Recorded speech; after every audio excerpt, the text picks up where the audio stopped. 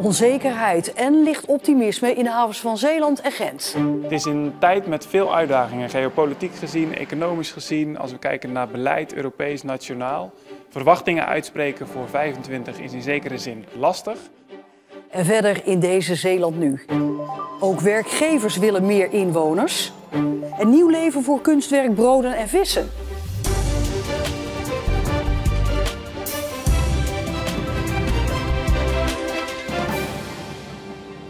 Goedenavond. Voorzichtig optimisme bij havenbedrijf Noord Seaport.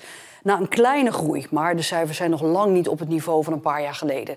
De goederenoverslag in de havens van Vlissingen, Terneuzen en Gent nam toe. Maar ook komend jaar zijn er nog veel dingen onzeker. Denk aan oorlogen in de Oekraïne en het Midden-Oosten. En ook een nieuwe president in Amerika. In Vlissingen-Oost staat collega Remy op en neer. Remy, die president Trump en die oorlogen, is dat nou echt een groot risico voor Noord Seaport?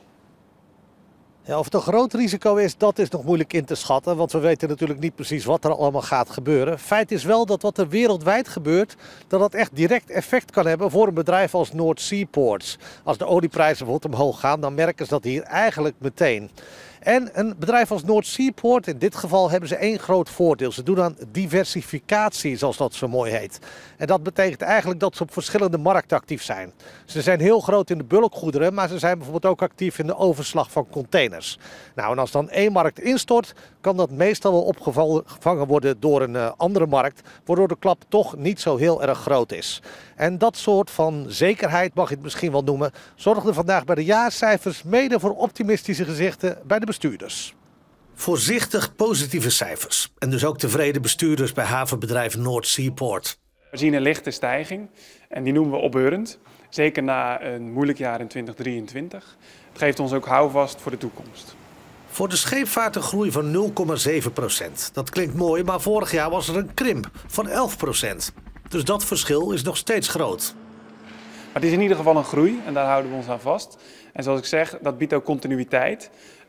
Maar we hebben zeker nog een herstel te gaan als we kijken naar de laatste normale jaren die we hebben gekend. Of de cijfers volgend jaar weer positief zullen zijn, is nog lastig te voorspellen. Het is een tijd met veel uitdagingen, geopolitiek gezien, economisch gezien. Als we kijken naar beleid, Europees, nationaal. Dus verwachtingen uitspreken voor 25 is in zekere zin lastig. De jaarcijfers werden gepresenteerd zonder het vaste gezicht Daan Schalk. Hij was 6 jaar lang de directeur, maar stopte eind vorig jaar op persoonlijke redenen. Een opvolger is er nog niet. We zitten midden in dat proces. We hopen dat we voor de zomer dat kunnen afronden. Het is ook een beetje afhankelijk van opzegtermijnen en of we snel een geschikte kandidaat kunnen vinden. Maar het is een fantastische job, dus ik verwacht dat het zeker wel gaat lukken. Ja, nog geen nieuwe baas dus. De verwachting is dat hij richting de zomer zal gaan beginnen. En als hij dan begint, die persoon, dan zijn er in ieder geval een paar zekerheden. Er komt wat geld aan. Er gaan investeringen plaatsvinden door bedrijven op het gebied van energie en op het gebied van grond. Want Noord Seaport is eigenlijk eigenaar van praktisch alle grond in de havengebieden van Gent, Terneuzen en Vlissingen. En die verpachten en verhuren ze dan voor zeer lange termijn. Nou, afgelopen jaar deden ze dat voor ongeveer 30 hectare. En de verwachting is dat dat komend jaar weer voor hetzelfde aantal, dus ongeveer 30 hectare, zal gaan gebeuren. En dat levert natuurlijk wat geld op. En dat geld is ook meteen de reden dat de jaarcijfers van Noord Seaport zo belangrijk zijn. Want ze spelen gewoon echt een hele grote rol binnen de Zeeuwse economie. Je moet je voorstellen dat die 3 havens in totaal ongeveer 550 bedrijven beslaan. In Zeeland zijn dat er ongeveer 250. Ja, die 250 bedrijven zorgen direct en indirect voor tienduizenden banen. Ja, en als het dan slecht gaat met Noord Seaport, heeft dat meteen effect op de hele Zeeuwse economie. Of zoals ze altijd zeggen, als het van boven regent, dan druppelt het ook naar onder door. Ja, Remy, nou heeft Noord Seaport nog 3 kantoren. Hè? Gent, SAS van Gent en Terneuzen. Maar er komt een nieuw hoofdkantoor aan. Hè? Wat is erover gezegd? Ja, klopt inderdaad. Dat zijn de plannen en dat wordt een heel bijzonder geval. Dat willen ze letterlijk op de grens van Nederland en België gaan bouwen. Om te laten zien van ja, we zijn een grensoverschrijdend bedrijf. Dus je moet je voorstellen dat die grens letterlijk in het midden van het kantoor komt te liggen. Nou, dat levert ook een hoop praktische problemen op. Want de mensen die daar werken, ja, waar gaan zij belasting betalen? Werken ze nou in Nederland of werken ze nou in België?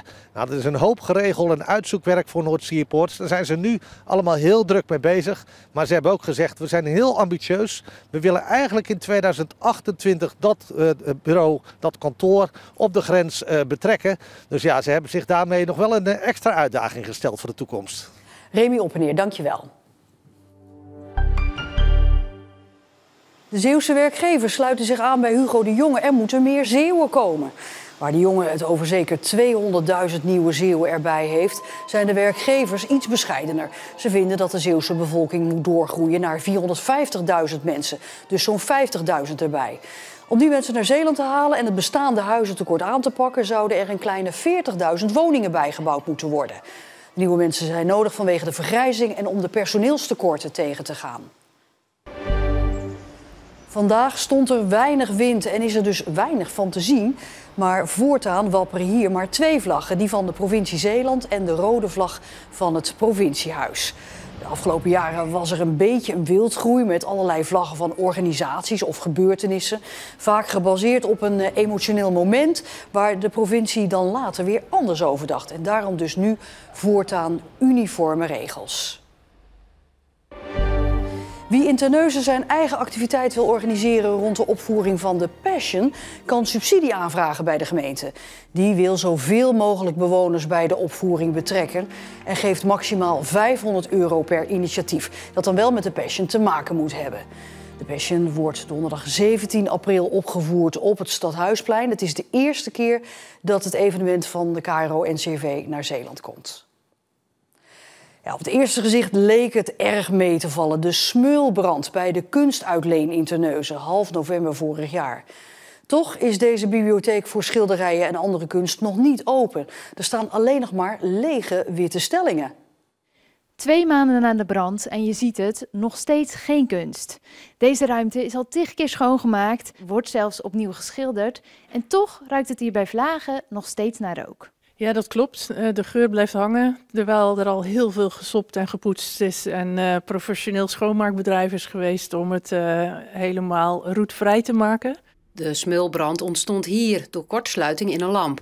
Vlammen zijn er nooit geweest en dus dachten de medewerkers in eerste instantie dat ze er goed vanaf waren gekomen. Toen ik binnenkwam dacht ik, oh nou, dat valt mee. Alle kunst was nog herkenbaar. Maar de brandweerman die zei toen ook van dat valt niet mee. Overal zat er een sluier overheen. En op het moment dat je met je vinger over een kunstwerk ging, dan was het heel overtuigend dat er gewoon overal roet zat. Ja, het is moeilijk om het weg te halen. Maar ja, de geur is natuurlijk ook een ding. De honderden kunstwerken worden daarom op dit moment gereinigd door een professioneel bedrijf in Zuid-Holland. De verzekering dekt de schade. En in Terneuzen proberen ze er ondertussen een positieve draai aan te geven. We zijn even uit ons ritme gestapt. En dat geeft denk ik nieuwe mogelijkheden voor de toekomst. Plus we zitten er weer helemaal strak en mooi fris wit bij. Het voelt echt als een frisse start. Van Dijken hoopt dat de kunstuitleen in Terneuzen uiterlijk in maart weer open kan. En tot die tijd kunnen Zeeuws-Vlamingen terecht bij de kunstuitlenen in Goes en Middelburg. En meer kunst. Kunstenaar Johnny Beres is bezig met de restauratie van het gigantische kunstwerk Broden en Vissen, dat tot 3 jaar geleden in de haven van Breskes te zien was. 240 liter verf en heel veel noeste arbeid is ervoor nodig om het werk weer in oude glorie te herstellen. Nou, als Beres dan klaar is, krijgt het kunstwerk een nieuwe plek. Ik ben bezig met proeven te maken, mengproeven in kleine verhouding, om de juiste tinten en kleuren te vinden. Eerst ben ik uitgegaan van de kleuren van 1997, dus dat is al een tijdje terug. En die worden niet meer allemaal geleverd. Maar ik heb wel geprobeerd zoveel mogelijk die paletkleuren die ik toen gebruikt heb, om die weer precies op dezelfde kleur, kijk, want ik heb dat van toen nog allemaal bewaard. En ik heb die geprobeerd om die met de nieuwe verf weer zo goed mogelijk op die kleur te mengen. En dan moet je ook heel goed gaan rekenen voor de verhouding, dat dat allemaal, als ik straks tekort kom, dat ik het ook weer nog kan bijmaken. Ik heb toen ook het ontwerp helemaal opgedeeld in vlakken en in kleuren en dan de oppervlakteberekening ongeveer om in te schatten hoeveel liter ik toen nodig had.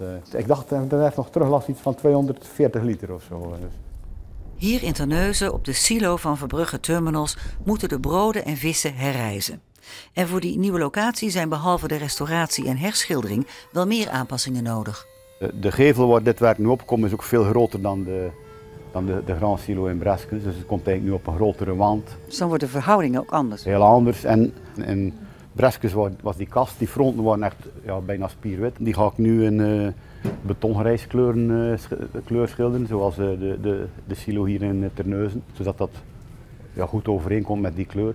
Hier zie je ook goed hoe wat ik daar allemaal al geschilderd heb in Parla, hoe dat er dan uitzag van dichtbij. Hè. Dus je ziet, dit was eigenlijk het oorspronkelijk het grijs.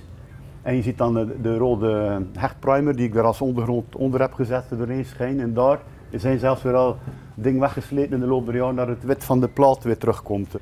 En wat je hier nog kan zien, die randen bijvoorbeeld, die zijn terug in de grondverf gezet, want die heb ik moeten kaal maken omdat die verf daar afgebladderd was. En dat is hier natuurlijk ook zo geweest aan die rand van het brood. Dat heb ik allemaal moeten retoucheren. En sommige delen van die broden heb ik helemaal opnieuw moeten schilderen, omdat daar toch te veel het wit en het rood van de onderschildering doorheen kwam. Wie de kunst van Beerens kent, weet dat er een zelfportret als handtekening verstopt zit in zijn werk. Hier zit dat in het oog van de onderste vis. In dat oog zit een reflectie van mezelf en mijn dochter die af en toe meeging toen op de steiger, die was toen 2,5. Ja, die is inmiddels zelf 30 en die heeft zelf kinderen, waarvan er eentje ook 2,5 is bijvoorbeeld. Dus dat eigenlijk al die jaren trekt naar je voorbij als je weer aan zo'n werk bezig bent. Dus komt er een andere reflectie in het oog van de vis? Ik ga er nog niks van zeggen, maar ik denk het wel.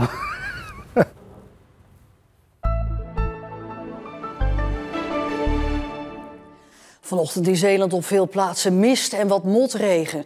In de loop van de dag waren er opklaringen, maar het bleef toch echt wel grijs. En ook vannacht en morgenochtend kans op zelfs dichte mist. Dus een beetje oppassen. Morgen weer opklaringen waarbij het tegen de 6 graden wordt. En de dagen daarna een mengeling van mist en zonnige perioden. 's Nachts telkens wel rond het vriespunt. En meer verhalen uit Zeeland op onze website en onze social media kanalen. Lees en bekijk daar het verhaal van Maarten Schenk uit Leeuwendorp. Op reis door Oostenrijk zag hij deze kleurrijke vogelhuisjes en is het toen zelf gaan maken en verkoopt ze nu over de hele wereld. Daar in de hoek staat een huisje, die is grijs met zwart. Dus er komt iemand naar mij toe en die zegt, ik wil een huisje, maar die moet grijs met zwart. Ik zeg, daar wil nog een kraai in zitten.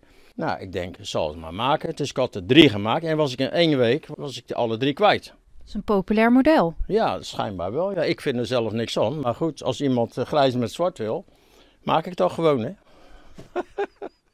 Tot zover deze Zeeland nu. Nog een hele fijne avond en graag tot morgen.